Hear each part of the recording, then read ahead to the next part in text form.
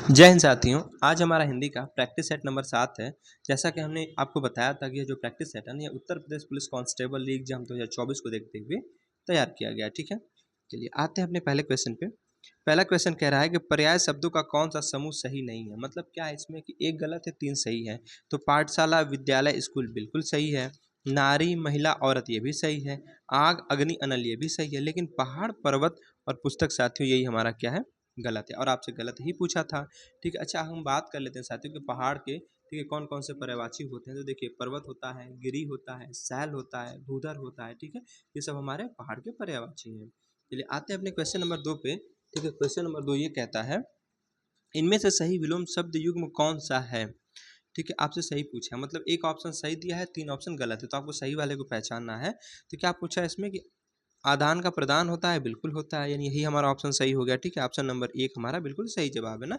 आदान का विलोम क्या होता है, ठीक है, आदान का विलोम प्रदान होता है, राइट। चलिए आगे हम बात करते हैं क्वेश्चन नंबर 3 की। कह रहा मैं रोज पढ़ता हूँ, वाक्य में क्रिया विशेषण का भेद है। एक बात आप समझिए पहले कि क्रिया विशेषण होती क्या है। तो जो शब्द साथियों क्रिया की विशेषता को बताते हैं ना, ठीक है, जो शब्द क्रिया की विशेषता को बताते हैं उनको हम क्रिया विशेषण कहते हैं। ठीक है, ये 4 प्रकार के होते हैं, स्थानवाचक क्रिया विशेषण, रीतिवाचक, कालवाचक और परिमाणवाचक, है ना। अच्छा, इसमें क्या कहा है कि मैं रोज पढ़ता हूँ, एक समय का यहाँ पे बोध हो रहा है ना, समय का बोध हो रहा है। ठीक है, तो समय मतलब पूछेगा तो कालवाचक क्रिया विशेषण, यानी ऑप्शन नंबर सी हमारा क्या है, बिल्कुल सही जवाब हो जाएगा। ठीक है, देखिए अगर हम बात करें कालवाचक क्रिया विशेषण की, तो जिस क्रिया विशेषण से काल या समय की सूचना मिले, ठीक है, काल या समय की सूचना मिलती है, उसे हम कालवाचक क्रिया विशेषण कहते हैं। आइए इसके कुछ रूट वर्ड की बात कर लेते हैं, जैसे आज, जब, तब, परसों, कल, रोज, ये सब क्या है, ये सब कालवाचक क्रिया विशेषण के अंतर्गत प्रयोग किए जाते हैं, राइट। आगे चलते क्वेश्चन नंबर 4 पे। कह रहा चमक उठी सन 57 में वो तलवार पुरानी थी। अब बताइए इसमें कौन सा भेद, कौन सा रस है। ठीक है, भक्ति रस है कि वीर रस है कि श्रृंगार रस है कि हास्य रस है। सीधी सी बात है साथियों, जब आप पंक्ति को पढ़ेंगे तो ऐसा फील होगा कि कहीं ना कहीं इसमें वीरता की बात कही गई है। ठीक है, ये चमक उठी सन 57 में वो तलवार पुरानी थी, तो कहीं ना कहीं इसमें वीरता की बात कही गई है, मतलब वीरता प्रतीत हो रही, तो हमारा कौन सा वीर रस हो जाएगा। ठीक है, ऑप्शन नंबर बी क्या होगा, बिल्कुल सही जवाब हो जाएगा। ठीक है, देखिए जहाँ किसी घटना को देखकर या सुनकर मन में क्या उत्साह की भावना पैदा होती है ना, वहाँ पे हमारा वीर रस होता है। कौन सा, वीर रस होता है, राइट। अच्छा, पूछ दे आपसे कि वीर रस का स्थायी भाव क्या होता है। ठीक है, तो वीर रस का स्थायी भाव क्या होता है, उत्साह होता है। क्या होता है, उत्साह होता है, राइट। आगे चलते हैं क्वेश्चन नंबर 5। कह रहा माँ ने बाजार से कपड़ा खरीदा। अब कपड़ा जो है इसमें पूछा गया रेखांकित का कारक बताइए। ठीक है, कौन सा कारक इसमें है, इसमें साथियों हमारा कौन सा कारक होगा, इसमें हमारा कर्म कारक है। कौन सा, कर्म कारक है। ठीक है, ठीक है, कपड़ा खरीदा अर्थात कपड़े को खरीदा है ना, अतः यहाँ पर कौन सा कारक होगा, कर्म कारक होगा। ठीक है, आगे चलते क्वेश्चन नंबर 6 पे। कह रहा अपराध बोध से होने वाली ग्लानि, अपराध बोध से होने वाली ग्लानि वाक्यांश के लिए एक शब्द बता दीजिए, क्या होगा इसका। तो इसका होगा साथियों पश्चाताप। क्या होता है, पश्चाताप। ग्लानि की बात हो रही है ना यहाँ पे, कि अपराध बोध से होने वाली ग्लानि। ठीक है, मान लीजिए कोई आपने कृत कर दिया, उसके बाद आपको पछतावा हो रहा है, ठीक है, ग्लानि हो रही है, तो वही पश्चाताप होता है ना। तो वही हमने बताया यहाँ पे, इसमें क्या होगा, ऑप्शन नंबर डी क्या होगा, बिल्कुल सही होगा ना। तो अपराध बोध से होने वाली ग्लानि पश्चाताप। अच्छा, अगर पूछे लज्जा का अर्थ तो शर्म होता, और निंदा का अर्थ बुराई। ठीक है, निंदा का अर्थ क्या होगा, बुराई होगा। और आत्मग्लानि का अगर पूछे, ठीक है, आत्मग्लानि का अर्थ क्या होता है, तो अपने आप में खेद होना। ठीक है, अपने आप में क्या होना, खेद होना, राइट। चलिए क्वेश्चन नंबर 7 की तरफ चलते हैं। कह रहा साहित्य में रस का अर्थ होता है, साहित्य पूछा है। ठीक है, साहित्य में रस का अर्थ क्या होता है, साहित्य की मिठास, किसी रस का आनंद, किसी फल का स्वाद, साहित्य से मिलने वाली आनंद अनुभूति। क्या होता है, तो साहित्य से मिलने वाली आनंद अनुभूति, यानी ऑप्शन नंबर डी क्या है, बिल्कुल सही होगा। देखिए साहित्य की बात क्या है यहाँ पे। ठीक है, तो साहित्य से मिलने वाली आनंद अनुभूति होती है। ठीक है, चलिए आगे चलते क्वेश्चन नंबर 8 पे। कह रहा निम्नलिखित में से कौन सा शब्द स्त्रीलिंग है। देखिए स्त्रीलिंग हमने बताया था आपको कि स्त्रीलिंग हो या पुल्लिंग हो, उसको पहचानने का सबसे अच्छा तरीका यह है कि उसके मतलब जो शब्द दिया गया ना, उसके आगे आप क्या करिए, अच्छा अच्छी लगा लीजिए। ठीक है, जैसे हम बात करते हैं कृपा, मित्र, कार्य, त्यौहार, इसमें आपको क्या बताना था, स्त्रीलिंग बताना है। ठीक है, तो देखिए जो कृपा है ना, वो स्त्रीलिंग है। ठीक है, कृपा यानी ऑप्शन नंबर 1 क्या है, बिल्कुल सही जवाब होगा। जैसे आपने देखा होगा, हम कहते हैं ना कि कृपा हुई या कृपा अच्छी है। ठीक है, कृपा कैसी है, अच्छी है। ठीक है, अब मित्र के लिए क्या कहते हैं कि मित्र अच्छा है। त्यौहार अच्छा है, कार्य अच्छा है। तो जब अच्छा यहाँ पे जब बोलेंगे ना तो मतलब ये किसका प्रतीत कराएगा, ये साथियों ये पुल्लिंग का प्रतीत करा रहा है यहाँ पे, लेकिन जो अच्छी है ना वो स्त्रीलिंग का प्रतीत करा रही है, ठीक है। तो कृपा मतलब स्त्रीलिंग शब्द हो गया, राइट। आगे क्वेश्चन नंबर 9 कह रहा है वचन किसका बोध कराता है, बताइए। तो वचन जो है साथियों ना प्राणी या वस्तु के एक या अनेक होने का बोध कराता है, ठीक है। वचन से ही तो पता चलता है, जैसे वचन में क्या बताएं, एक वचन होता है, एक बहुवचन होता है, तो किसी प्राणी या वस्तु के एक या अनेक होने का बोध कराता है वचन, है ना। चलिए आगे चलें। क्वेश्चन नंबर 10 कह रहा है यह ताले की चाबी है, रेखांकित में कौन सा कारक है। अब ताले की मतलब जो रेखांकित शब्द किया है ताले की पूछा, इसमें कौन सा कारक है, तो इसमें साथियों हमारा कौन है, संप्रदान कारक है, ठीक है। यानी ऑप्शन नंबर ए क्या है, बिल्कुल सही जवाब होगा, ठीक है, संप्रदान कारक। कैसे, ठीक है, क्योंकि यहाँ आशय कैसे, क्योंकि यहाँ आशय जो है वो ताले के लिए चाबी से है, ठीक है, ताले के लिए चाबी है ना। चलिए आगे चलें। क्वेश्चन नंबर 11 कह रहा है खिलौना शब्द में मूल शब्द है, खिलौना मूल शब्द बता दीजिए क्या है, खिल है, खेल है, औना है या ना है, तो कौन सा होगा इसमें, इसमें हमारा होगा साथियों खेल, खेल प्लस औना बराबर खिलौना, यानी ऑप्शन नंबर कौन सा, बी बिल्कुल सही जवाब होगा, ठीक है, खेल प्लस औना बराबर खिलौना, ठीक है। अतः मूल शब्द क्या हो गया, खेल हो जाएगा। क्वेश्चन नंबर 12 में कह रहा है प्रति प्लस आघात का संधि रूप क्या होगा, ठीक है, बताइए। प्रति प्लस आघात बराबर क्या होगा, प्रत्याघात होगा, प्रत्याघात होगा, प्रत्याघात होगा या प्रति आघात होगा, ठीक है। तो क्या होगा, प्रत्याघात होता है, ठीक है, कौन सा है, ऑप्शन नंबर ए बिल्कुल सही जवाब होगा, ठीक है। तो प्रति प्लस आघात बराबर प्रत्याघात। अच्छा साथियों अगर पूछ दे आपसे कि इसमें संधि कौन सी है, इसमें हमारी यड़ संधि है, कौन सी है, यड़ संधि है, राइट। क्यों यड़ संधि है, देखिए प्रति में क्या है, यहाँ पे प्रति में आपको छोटी ई मिला, उसका मिलन आ से हुआ, ठीक है, किससे हुआ, आ से हुआ, तो ई और अ मिल के क्या बनता है, यह बनता है, लेकिन साथियों आ की मात्रा है ना तो इस पर आ की मात्रा लग जाएगी ना, तो आ हो जाएगा, यानी प्रति प्लस आघात बराबर प्रत्याघात हो जाएगा, राइट। आगे चलते हैं नेक्स्ट क्वेश्चन पे। क्वेश्चन नंबर 13 कह रहा है कि निम्नलिखित में से कौन सा वाक्य अशुद्ध है। क्वेश्चन नंबर 13 क्या पूछ रहा है कि निम्नलिखित में से कौन सा वाक्य अशुद्ध है, मतलब 3 क्या है, शुद्ध है और 1 अशुद्ध है। आज मैं यहीं रहूँगा, ठीक है, ये तो सही है कि आज मैं यहीं रहूँगा। सज्जन लोग भला ही सोचते हैं, सज्जन लोग भला ही सोचते हैं, तो ऑप्शन नंबर यही हमारा सही जवाब हो जाएगा, क्योंकि यही हमारा क्या है, अशुद्ध है ना। सी में देखिए क्या कह रहा है कि तुम कॉलेज जाते हो, सही बात है, ये भी सही है, देखिए प्रश्नवाचक चिन्ह भी दिया है यहाँ पे।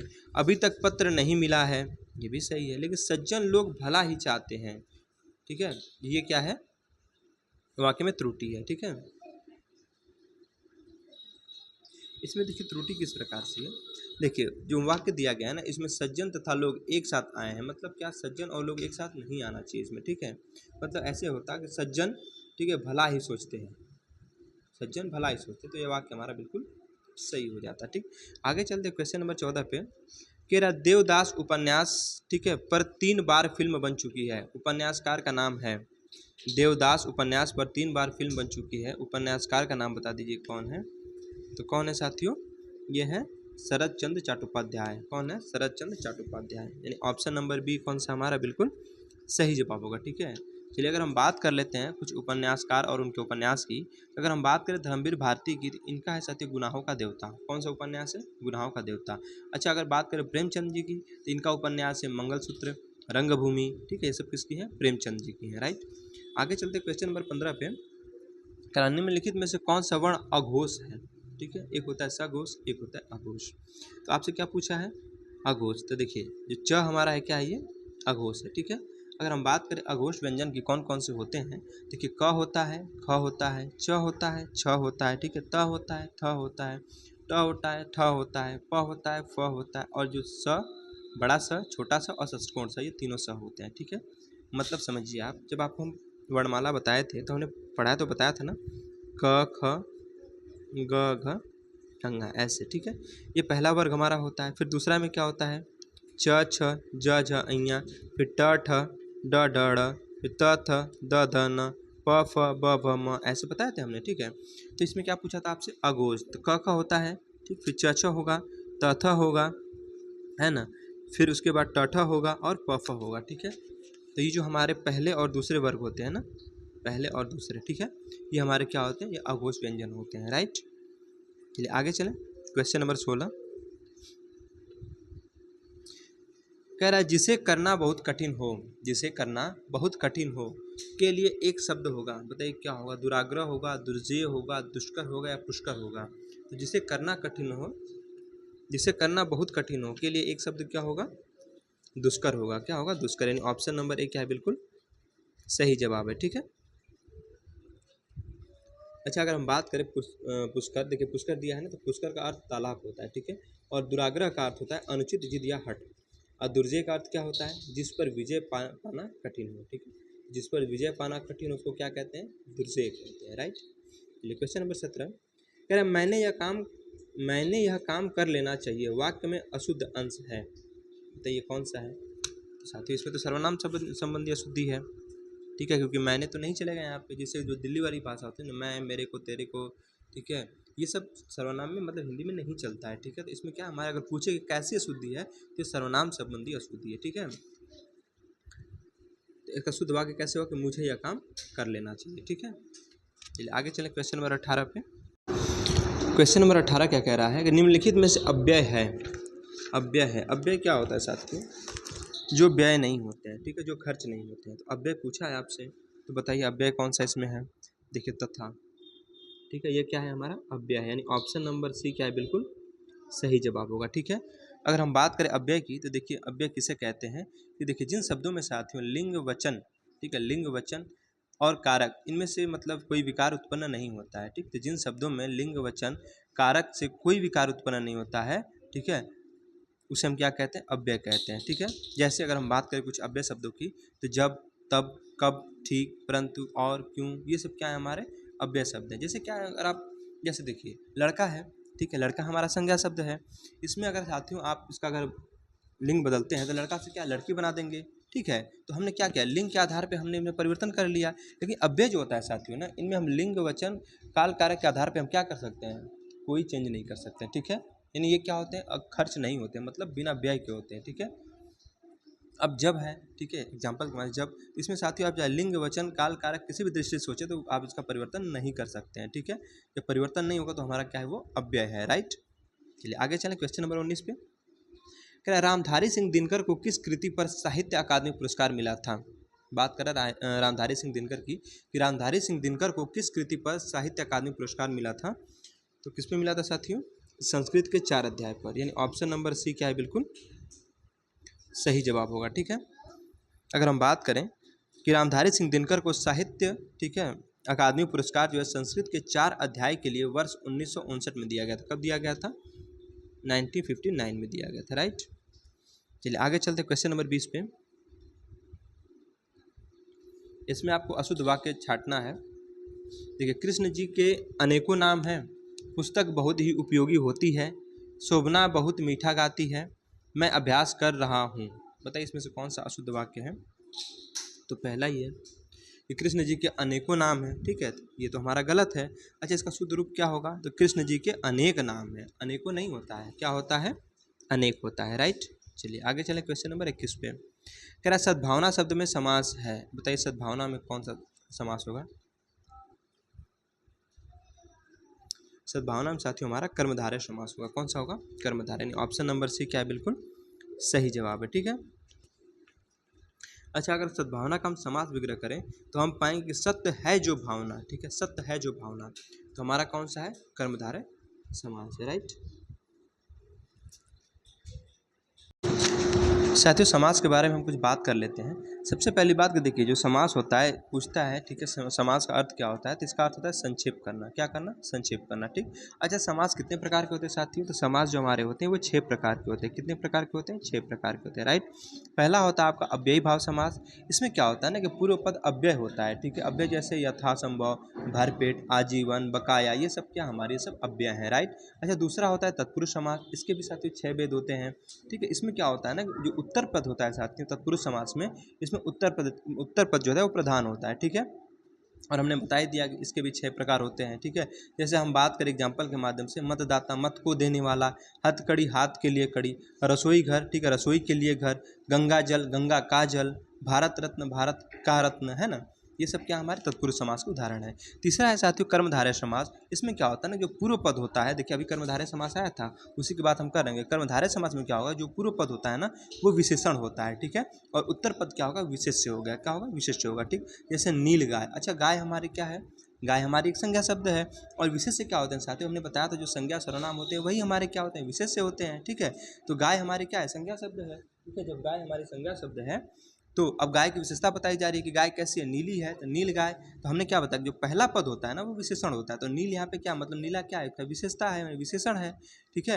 अगर हम बात करें नीलोत्पल, फिर भुज दंड, काली मिर्च, अब मिर्च की विशेषता बताई जा रही है, वो कैसी है, काली है ना। तो पहला जो पूर्व पद है वो कैसा है, विशेषण है, और उत्तर पद कैसा है, विशेष्य है, ठीक है। अब यहीं पे हम देखिए सद्भावना, तो सत्य है जो भावना, ठीक है, तो भावना की विशेषता बताई जा रही कैसी, वो सत्य है ना। चलिए आगे चलते क्वेश्चन नंबर 22 पे। कह रहा मुदित मनोहर मानस देखा, पंक्ति में कौन सा अलंकार है, ठीक है। बताइए इसमें कौन सा अलंकार है, कौन सा है, मुदित मनोहर मानस देखा, पंक्ति में अलंकार बताना है आपको। इसमें कौन सा साथियों, यमक अनुप्रास अलंकार है, ठीक है। कौन सा है, अनुप्रास अलंकार है, ठीक है। देखिए मुदित मनोहर मानस देखा, अब अनुप्रास अलंकार क्या होता है समझिए। जो अनुप्रास अलंकार होता है साथियों ने, इसमें एक वर्ण की आवृत्ति बार बार होती है, क्या हमने बताया कि एक वर्ण की आवृत्ति बार बार होती है, ठीक है। जैसे अगर हम बात करते हैं तो यहाँ पे देखिए म वर्ण की बार बार आवृत्ति हो रही है ना, मुदित मनोहर मानस, ठीक है। अब देखिए म वर्ण की आवृत्ति बार बार हो रही है ना, तो हमने यही बताया कि अनुप्रास अलंकार में क्या होता है कि एक वर्ण की आवृत्ति बार बार होती है, ठीक है। चलिए अगर हम बात करते हैं साथियों अलंकार के बारे में, देखिए अगर हम बात करें कि पहली बात अलंकार होता क्या है, तो अलंकार जो होता है साथियों ने काव्य की शोभा को बढ़ाने वाले तत्व होते हैं, ठीक है। अगर पूछे कि इसका अर्थ क्या होता है, तो अलंकार का आभूषण, मतलब अलंकार का जो अर्थ होता है वो आभूषण होता है। अच्छा पूछ दे आपसे कि अलंकार कितने प्रकार के होते हैं, तो साथियों अलंकार जो होते हैं वो 3 प्रकार के होते हैं, ठीक है। कौन कौन से, शब्दालंकार, अर्थालंकार, उभयालंकार। वैसे अलंकार 2 ही प्रकार के होते हैं, शब्दालंकार और अर्थालंकार। लेकिन अगर पूछ दे इस अलंकार के कुल कितने भेद होते हैं, तब 3 बताएंगे। लेकिन अगर पूछ दे कि अलंकार कितने प्रकार का होता है, तो 2 प्रकार का होता है, ठीक है। एक होता है शब्दालंकार और एक होता है अर्थालंकार, ठीक है।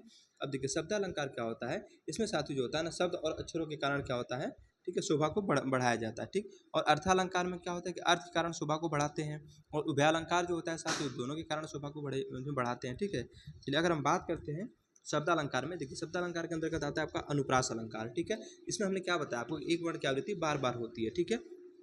इसी में देखिए साथ ही शब्दालंकार का एक भेद है यमक अलंकार। यमक अलंकार में क्या होता है कि देखिए जिस रचना में एक शब्द की आवृत्ति 2 बार, ठीक है, जिस रचना में एक शब्द की आवृत्ति 2 बार तथा 2 बार हो अथवा इसके अर्थ अलग अलग हो, ठीक है। मतलब यमक अलंकार में हम ये बताना चाहते हैं कि इसमें क्या होता है ना कि एक शब्द की आवृत्ति क्या होगी, 2 बार होगी, ठीक है। कितनी बार, 2 बार, और वहाँ पे क्या होगा, इनका अर्थ अलग अलग होगा। अच्छा या ऐसे कह दे कि उस शब्द की आवृत्ति जो होती है विषम संख्या के रूप में होती है, जैसे 2 4 6 ऐसे करके आएंगे, ठीक है। और हर बार क्या होगा, उनके अर्थ अलग अलग होंगे, ठीक है। जैसे बहुत एग्जाम्पल फेमस है, सजना है मुझे सजना के लिए। अब देखिए सजना है मुझे सजना के लिए, एक ही शब्द 2 बार आया ना, सजना सजना 2 बार आया, तो सजना है मुझे सजना के लिए, एक सजना का अर्थ होता है श्रृंगार और दूसरे सजना का अर्थ क्या होता है, पतिदेव, ठीक है।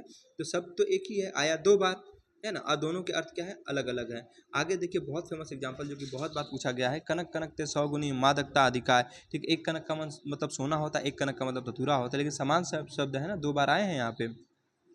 वैसे साथियों काली घटा का घमंड घटा, है ना।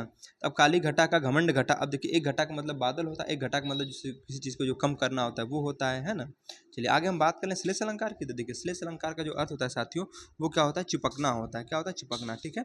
इसमें क्या होता है, जो जो शब्द होते हैं ना विषम संख्या के रूप में क्या करते हैं, रिपीट होते हैं। जैसे अगर हम बात करें इसकी परिभाषा की, तो देखिए जिस रचना में एक शब्द से, ठीक है, 2 या 2 से अधिक अर्थ चिपके, मतलब इसमें क्या शब्द एक होगा, शब्द क्या होगा, एक होगा, और इसमें क्या होगा ना कि एक शब्द होगा और इसमें क्या होगा, 2 या 2 से अधिक अर्थ चिपके होंगे, ठीक है। जैसे रहीमन पानी राखिए बिन पानी सब सून, ठीक है। अब पानी क्या है हमारा, एक शब्द है, लेकिन इसके यहाँ पे अलग अलग अर्थ है हमारे, ठीक है। तो वही हमने आपको यहाँ पे बताया था। चलिए आगे हम बात करें साथियों अर्थालंकार की, तो हमने बताया इसमें क्या उपमा अलंकार आता है, ठीक है। देखिए उपमा अलंकार दिया है, तो उपमा अलंकार क्या होता है, इसमें तुलना की जाती है, ठीक है। उपमा अलंकार में क्या होता है, तुलना की जाती है, जहाँ उपमेय की उपमान से, ठीक है, समान गुण धर्म के आधार पर क्या होती है, तुलना व्यक्त की जाती है, वहाँ पे उपमा अलंकार होता है, ठीक है। अच्छा अगर पूछ दे साथियों आपसे कि उपमा अलंकार के भेद कितने होते हैं, या अंग, सॉरी उपमा अलंकार के अंग कितने होते हैं, उपमा अलंकार के 4 अंग होते हैं। कौन कौन से, एक होता है उपमेय, एक होता है उपमान, एक होता है साधारण धर्म, और एक होता है वाचक शब्द। उपमेय क्या होता है कि जिसकी तुलना की जाए, और उपमान क्या होता है जिससे तुलना की जाए, और साधारण धर्म जो दोनों में समान हो, और वाचक शब्द समानता बताने वाले शब्द, जैसे सास सरिस जैसे, है ना। एग्जाम्पल बहुत फेमस है इसका, जैसे मुख चंद्रमा के समान सुंदर है। अब मुख हमारा साथियों क्या है, उपमेय है। क्यों है? क्योंकि जिसकी तुलना बताई जाए उसको उपमेय कहते हैं। तो यहाँ पे किसकी विशेषता बताई गई, ठीक है, अरे किसकी तुलना की गई, यहाँ पे मुख की तुलना की गई, ठीक है। और किससे की गई? चंद्रमा से की गई है। चंद्रमा हमारा उपमान हो गया, ठीक है। और समान क्या है? हमारा वाचक शब्द है। और सुंदर क्या है? साधारण धर्म है, राइट। चलिए आगे हम बात करें और कौन सा दिया, रूपक अलंकार के। देखिए रूपक अलंकार क्या होता है कि जहाँ उपमेय में उपमान का क्या होता है कि निषेध रहित आरोप हो जाता है, ठीक है। अगर हम बात करें इसके वाचक शब्दों की, तो इसमें वाचक शब्दों का प्रयोग नहीं होता है, ठीक है। जैसे एग्जाम्पल इसका है, बहुत बार पूछा गया है, चरण कमल बंधो हरिराई, ठीक है, या फिर मैया मैं तो चंद्र खिलौना ली हूँ। ये सब किसके? ये सब रूपक अलंकार के उदाहरण है, ठीक है। चलिए आगे हम बात करते हैं अब क्वेश्चन नंबर 23 की। कह रहा दामिनी दमक रही घन माही, ठीक है, दामिनी दमक रही घन माही, खल के प्रति जथा थिर नाही। इस पंक्ति में कौन सा छंद है? छंद आपसे पूछा है। इसमें साथियों हमारा कौन सा छंद है? इसमें चौपाई है। क्या है? चौपाई, यानी ऑप्शन नंबर सी क्या बिल्कुल सही जवाब होगा, ठीक है। अगर हम बात करें चौपाई की, तो देखिए चौपाई में क्या होता है साथियों, चौपाई में 4 चरण होते हैं। कितने होते हैं? 4 चरण। और प्रत्येक चरण में क्या होता है? 16-16 मात्राएं होती हैं। कितनी होती हैं? 16-16 मात्राएं होती हैं, राइट। क्वेश्चन नंबर 24 की बात करते हैं। कह रहा निम्नलिखित में से भाववाच्य का उदाहरण कौन सा है? अब पूछा है भाववाच्य का उदाहरण कौन सा है, ठीक है। देखिए भाववाच्य की बात करते साथ, तो वाच्य जो हमने बताया था, आपको जो पढ़ा था तो हमने बताया वाच्य 3 प्रकार के होते हैं। एक होता है कर्तृवाच्य, दूसरा कर्मवाच्य, तीसरा भाववाच्य, ठीक है। कर्तृवाच्य में कर्ता प्रधान होता है, भाववाच्य में उसके बाद अगर बात करें हम कर्मवाच्य में कर्म प्रधान होता है। और भाववाच्य में क्या होता है साथियों, इसमें समर्था और असमर्था दोनों का बोध होता है, ठीक है। जैसे अब चला जाए, रवि आम चूसता है, मोहिनी पत्र लिखती है, शीला से शीला से खाया नहीं जाता है, ठीक है। तो बताइए इसमें क्या होगा? तो शीला से खाया नहीं जाता है। देखिए हमने क्या बताया आपको भाववाच्य में, इसमें होता है साथियों कि इसमें जो भाववाच्य होता है ना, इसमें समर्था और असमर्था दोनों का बोध होता है। जैसे आराम से बैठा नहीं जाता है, ठीक है, मुझसे पुस्तक नहीं पढ़ा जाता है। ये सब क्या हमारे, ये सब हमारे भाववाच्य के उदाहरण है, ठीक है। देखिए शीला से खाया नहीं जाता है, वो उसकी असमर्थता को यहाँ पे प्रदर्शित कर रहा है। तो यहाँ पे हमारा ऑप्शन नंबर डी क्या होगा? सही आंसर होगा कि हमारा भाववाच्य है, राइट। आगे चलते क्वेश्चन नंबर 25 पे। कह निम्नलिखित में से कौन से शब्द में री की मात्रा का उपयोग हुआ है? री की मात्रा क्रिया में, वर्षा में, रिपु में या वृष्टि में, किसमें हुआ है? तो शायद साथियों ये हुआ है दृष्टि में, ठीक है। ये दृष्टि है कि वृष्टि है? वृष्टि है, समझिए, मतलब इसमें हुआ है, ठीक है। चलिए आगे हम बात करते हैं क्वेश्चन नंबर 26 की। कह रहा है कौन से शब्द में र व्यंजन नहीं है? र व्यंजन बताइए। मातृ में, मूर्धा में, क्रम में या मातृभूमि में। तो ये पूछा र व्यंजन नहीं है, किसमें नहीं है? तो मातृभूमि में। क्योंकि देखिए यहाँ पे ऋषि की भावना बोल रहा है ना, यहाँ पे जो हमारी ये है साथियों, ठीक है। यहाँ पे क्या है? र नहीं है, ऋषि है, ठीक है। ये क्या है? ऋषि है। बाकी सब में मातृ। देखिए त्र किससे बनता है? संयुक्त व्यंजन है ना, ठीक है। तो त प्लस र के योग से मिलकर बनता है, तो र है ना यहाँ पे, ठीक है। वैसे मूर्धा इसमें भी र है, क्रम इसमें भी र है, ठीक है। लेकिन मातृभूमि में क्या है? री है, मातृ यानी री, ठीक है। री की भावना का बोध हो रहा है यहाँ पे। तो मातृभूमि में क्या हमारा र नहीं है, री है, राइट। चलिए आगे चलते क्वेश्चन नंबर 27 पे। कह रहा उत्थान शब्द का विलोम होता है। उत्थान का विलोम क्या होता है साथियों? तो उत्थान का विलोम पतन होता है। क्या होता है? पतन, यानी ऑप्शन नंबर ए क्या है? बिल्कुल सही जवाब है। अब साथियों हमारे कुछ गद्यांश के प्रश्न हैं, गद्यांश को पढ़ते हैं और पढ़ के फिर उत्तर देते हैं, ठीक है। देखिए सर्दियों के दिन थे, एक बालक सुबह के समय अकेला स्कूल जा रहा था। रास्ते में एक स्टेशन था, वह रेल की पटरी से गुजर रहा था कि अचानक उसकी नज़र रेल की पटरी पर गई। वह उखड़ी हुई थी, ठीक है। बालक ने घड़ी देखा, गाड़ी आने वाली थी। उसने सोचा कि, ठीक है, उसने सोचा कि अगर गाड़ी इस पटरी पर से गुजरेगी तो इसका भयंकर परिणाम हो सकता है, ठीक है। अभी वह इससे आगे सोच भी न पाया कि गाड़ी की सीटी सुनाई दी। बस फिर क्या था, बालक के सामने एक ही लक्ष्य था, मुसाफिरों की जान बचाना। देखते ही देखते इंजन दिखाई देने लगा। बालक कूदकर दोनों पटरियों के बीच खड़ा होकर अपनी कमीज हिलाने लगा। ड्राइवर की नज़र उस बालक पर पड़ गई और उसने ब्रेक लगा दी, लेकिन गाड़ी बिल्कुल बालक के पास आकर रुकी, ठीक है। ड्राइवर ने क्रोध से पूछा, क्या तुम्हें अपनी जान की कोई परवाह नहीं? गाड़ी क्यों रोकी? तब बालक ने क्या कहा, ठीक है, बालक ने रेल की उखड़ी पटरी को दिखाई और कहा कि अगर मैं ऐसा न करता तो सैकड़ों लोगों की जान चली जाती, ठीक। अब देखिए, अब हमारे प्रश्न है, इन प्रश्नों के हमें जवाब देना है। कर रहा है क्वेश्चन नंबर 28 कि लोगों की जान बचाने का कार्य बच्चे के किस गुण को प्रकट करता है? बताइए, त्याग को, उत्साह को, धैर्य को या परहित को, किसको करता है? तो यहाँ पे साथियों किसको करता है, परहित को करता है ना, यानी ऑप्शन नंबर डी क्या है, बिल्कुल सही जवाब होगा। ठीक है, क्वेश्चन नंबर 29 कहता है कि बच्चे ने घड़ी क्यों देखी, बच्चे ने घड़ी क्यों देखी, उसे घड़ी अच्छी लगती थी, रेल के आने का समय हो रहा था, घड़ी अपने दोस्त को दिखाना चाहता था, या रोजाना घड़ी देखकर स्कूल जाता था। ठीक है, तो जैसा गद्यांश में उसने क्या बताया था, ठीक है, रेल के आने का समय हो रहा था, ठीक है, इसलिए बच्चे ने घड़ी देखी थी। क्वेश्चन नंबर 30 की बात करते हैं, कह रहा है बच्चे का कमीज हिलाना, ठीक है, बच्चे का कमीज हिलाना व्यक्त करता है बच्चे की क्या सूझबूझ को, बेवकूफ़ी को, शरारत को, या असावधानी को। किसको करता है साथियों, ये सूझबूझ को प्रदर्शित करता है ना। अगर उसने कमीज नहीं हिलाया होता तो कहीं ना कहीं भाई हादसा हो गया होता। ठीक है, तो उसने ऐसा करके मतलब बहुत सारे लोगों की जान बचा दी। ठीक है, हादसा होने से बचाया उसने, तो उसकी सूझबूझ को ही तो प्रदर्शित कर रहा है यहाँ पे। आगे कह रहा है क्वेश्चन नंबर 31 में, रेल ड्राइवर को क्रोध क्यों आया, गाड़ी लेट हो रही थी, नहीं ऐसी कोई बात नहीं है। बच्चे की ज़िंदगी का सवाल था, उसे अपनी नौकरी की चिंता थी, ड्राइवर को अपनी जान खतरे में लगी थी। ठीक है, किस लिए, तो बच्चे की ज़िंदगी के सवाल था, है ना, उसने पूछा था ना तुम्हें डर नहीं लगता। ठीक है, तो बच्चे की ज़िंदगी का सवाल था, इसलिए रेल ड्राइवर को क्या हुआ, क्रोध आया था। राइट, क्वेश्चन नंबर 32 की बात करते हैं, कह रहा टूटी पटरी को देखकर ड्राइवर के मन में बच्चे के प्रति क्या आया होगा, क्रोध का भाव, दुख का भाव, शाबाशी देने का भाव, या निंदा का भाव। देखिए साथियों, सबसे पहली बात है कि उसने बच्चे ने क्या किया था, कहीं ना कहीं बहुत सारे लोगों की जान बचाई थी। तो सीधी सी बात है भाई कि ड्राइवर के मन में क्रोध की भावना तो बिल्कुल ही नहीं आएगी, है ना। उसके बाद दुख, दुख भी उससे क्यों होगा, उसने तो बहुत सारे लोगों की जान बचाई थी। ठीक है, और उसके मन में कैसे शाबाशी देने का भाव आया होगा। ठीक है, ड्राइवर के मन में ऐसा होगा कि नहीं भाई इसको हम शाबाशी दे बच्चे, क्योंकि बच्चे ने बहुत अच्छा काम किया, उसने बहुत सारे लोगों की जान बचाई है। ठीक है, और निंदा का भाव तो बिल्कुल नहीं होगा, मतलब ऑप्शन नंबर सी क्या है, बिल्कुल सही जवाब होगा। ठीक है, चलिए क्वेश्चन नंबर 33 की बात करते हैं, फिर अज्ञे जी को किस कृति पर ज्ञानपीठ पुरस्कार मिला था, किस पर मिला था, तो साथियों कितनी नाव में कितनी बार, ये बहुत ही फेमस उनकी कृति है कि कितनी नाव में कितनी बार। तो बात करते हैं अज्ञे जी की, तो अज्ञे जी को, ठीक है, कितनी नाव में कितनी बार के लिए वर्ष 1978 में ज्ञानपीठ पुरस्कार से सम्मानित किया गया था। क्वेश्चन नंबर 34, कह निम्नलिखित में से तद्भव शब्द है, ठीक है, तद्भव शब्द बताइए कौन सा है, अचरज, अंधकार, अंगरक्षक, या आशा, कौन सा है, तो अचरज। अचरज क्या है साथियों, हमारा तद्भव शब्द है। ठीक है, यानी ऑप्शन नंबर 1 क्या है, बिल्कुल सही जवाब होगा। ठीक है, अगर हम बात करें कि अचरज का जो तत्सम होता है, ठीक है, कभी पूछ दे कि अचरज का तत्सम बताइए क्या होता है, तो अचरज का जो तत्सम होता है साथियों वो आश्चर्य होता है। क्या होता है, आश्चर्य। अच्छा, अंधकार क्या हमारा है, एक तत्सम शब्द है, इसका तद्भव क्या होगा, अंधेरा होगा। अंगरक्षक क्या है, एक तत्सम शब्द है, इसका तद्भव क्या होगा, अंगरखा होगा, है ना। और आशा क्या है, एक तत्सम शब्द है, और इसका तद्भव क्या होगा, आस होगा। ठीक है, आशा कैसा है, तत्सम शब्द है, और इसका तद्भव हमने क्या बताया, आस। क्वेश्चन नंबर 35 की बात करते हैं, कह रहा लिखावट में प्रत्यय है। अब साथियों देखिए, हमने आपको जब उपसर्ग और प्रत्यय पढ़ा था तो हमने बताया था ना कि उपसर्ग और प्रत्यय क्या होते हैं, वे शब्दांश होते हैं जो, ठीक है, मूल शब्द के साथ जुड़ के क्या करते हैं, उसके भाव को, मतलब उसके अर्थ को बदल देते हैं। जैसे हम बात करते हैं कि उपसर्ग और प्रत्यय, हमने क्या बताया, ये दोनों शब्दांश होते हैं। शब्दांश मतलब शब्द के अंश होते हैं, शब्द का हिस्सा होता है। ठीक है, और ये जो प्रत्यय होता है साथियों मूल शब्द के बाद में जुड़ता है, मूल शब्द के बाद में जुड़ेगा। ठीक, और जो उपसर्ग होगा वो कहाँ जुड़ता है, मूल शब्द के आगे जुड़ता है। राइट, तो इसने क्या पूछा है, प्रत्यय मतलब क्या है, इसमें पीछे जुड़ा होगा। तो लिख हमारा क्या है साथियों, लिख हमारा मूल शब्द है। ठीक है, और पूछा है लिखावट में प्रत्यय बता दीजिए, तो लिखावट में कौन सा प्रत्यय होगा, तो लिखावट में साथियों हमारा आवट प्रत्यय है। ठीक है, क्योंकि देखिए लिख हमारा क्या है, मूल शब्द है।